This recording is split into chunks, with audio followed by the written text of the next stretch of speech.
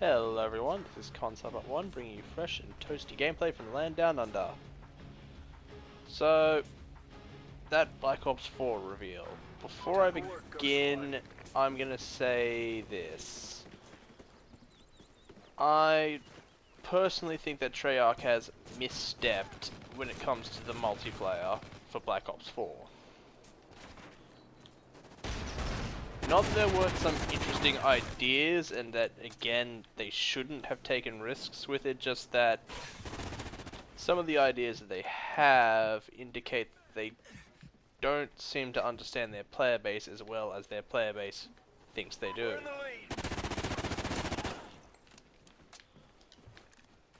But the whole thing is still salvageable from my perspective. As in, if Treyarch changed a few things here and there before launch, which I will make very clear in the beta, through feedback, hopefully, if they let me.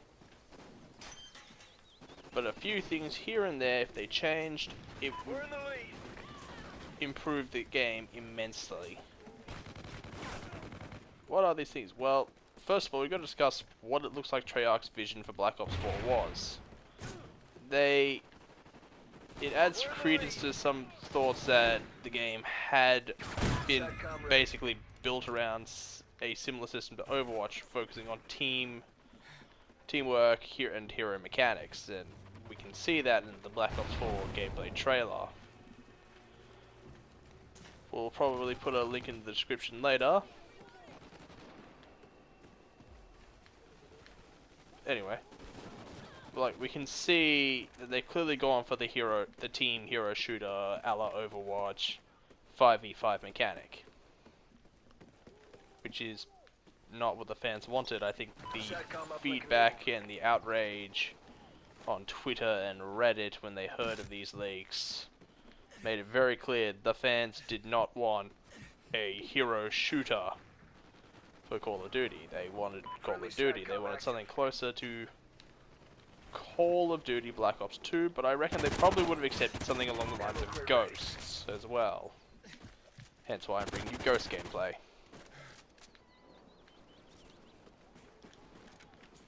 But in keeping with the idea of teamwork, they've set it so that way you can only use the specialists from Black Ops 3. Many familiar faces coming back, such as Ruin, Sarah from Firebreak, complete with some of their signature things, although Ruin only has one spike now, though Sarah gets her lovely, lovely revolver back. Yay. So much sweet revolvery goodness.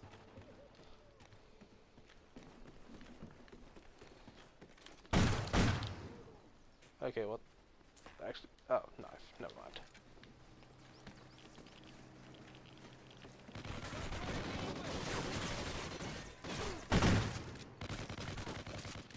Anyhow. So, not only are the specialists coming back, but they've got apparently got a system in place where you can draft specialists between matches, and you can only have one of each specialist on the team. Now, initially I was completely opposed to this idea, but I've since softened on my stance in that I do think that this could have a place in the game, but not in casual play. Rather, it should be restricted to ranked matches. Like, if the hero draft was dropped from casual play, the game would... the biggest complaint the game has right now would just disappear because it would no longer be valid to the majority of the player base. Indeed, such a thing probably would belong in competitive play. So now that I've gotten that out of the way, let's talk about some of the things that I did enjoy looking at in that trailer. First and foremost, we do have boots on the ground. Like some nice faster paced boots on the ground with slides like this.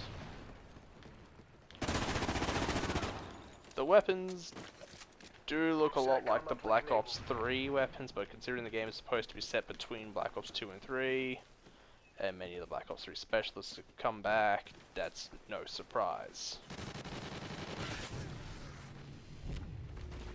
Again, I had wanted something more like a modern shooter like Ghosts. Or heck, I would have taken Black Ops 2 because a lot of the guns in that are pretty modern now.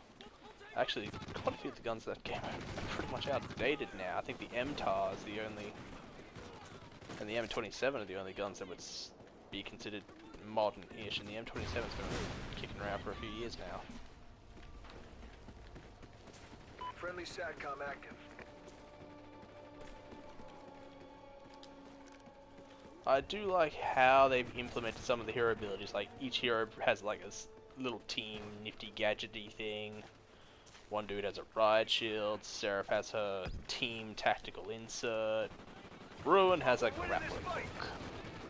And then each of them has their specialist weapons. Again, Seraph's revolver, Ruin's gravity spike.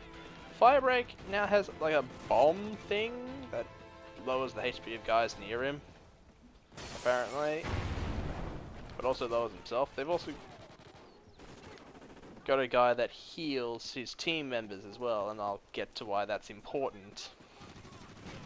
You know what, I'm going to get to it right now.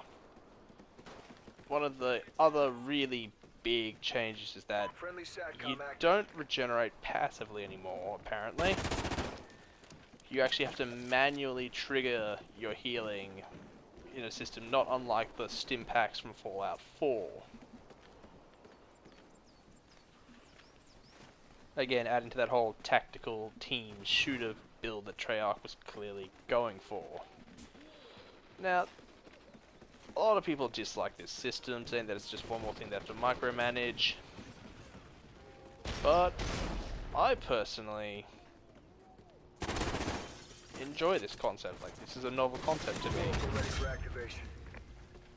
Friendly Oracle overhead.